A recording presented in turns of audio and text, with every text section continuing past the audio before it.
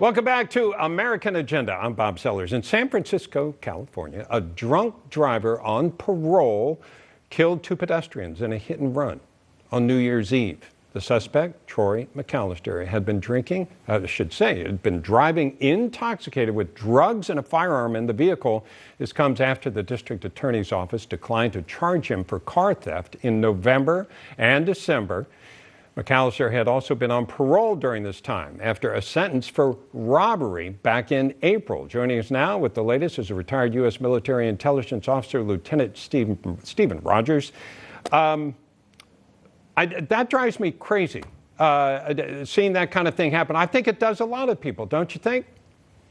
Bob, I'll tell you, this is criminal justice reform at its finest. It not only drives people crazy, but I've got to tell you, Bob, by taking this action, or the lack thereof, by the DA, he's putting the lives of innocent people in danger, the lives of police officers in danger.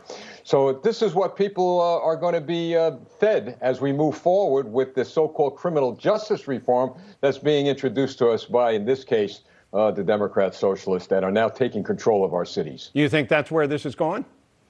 Oh, there's no question about it. When you look at the Republican parties, and I'm not making this political, Bob, all right, but I'm going to just state some facts, that they believed in strong law enforcement, and criminal justice reform under the Republicans was to strengthen the ability of the police to do their job. Criminal justice reform under the Democrats is to weaken the police to do their job. So instead of police responding to a scene and doing their job the way they're supposed to, they got to pick up the phone and call a psychologist who will arrive on the scene and cause more mayhem. And I'm not saying this lightly, but this is actually where we're headed in the years to come. Yeah, and there's also what happens when you do catch somebody, the whole cashless bail that they have here in New York, and it's expanding to other areas as well.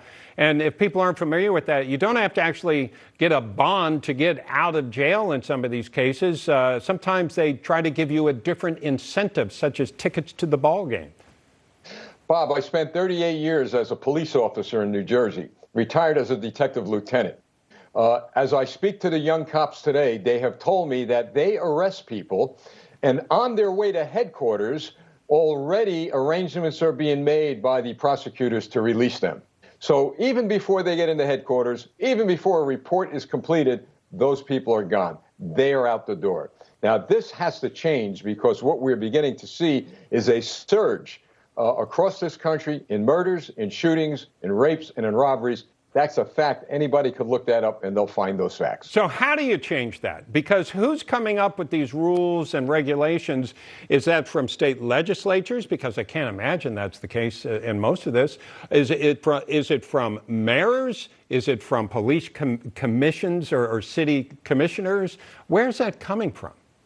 The million-dollar question, and I'll give you a direct answer. It's coming from the state legislators and the governors of these states. Wow. For example, in New Jersey, Governor Murphy appointed an attorney general that seems to be leaning more towards protecting the rights of victims than that of police officers, hindering the ability of the police to do their job. How do we change it? People have to wake up. They have to put in office people who are going to represent the victims and represent the American people. Public safety is paramount these days. It's going to be up to the people, Bob. Yeah.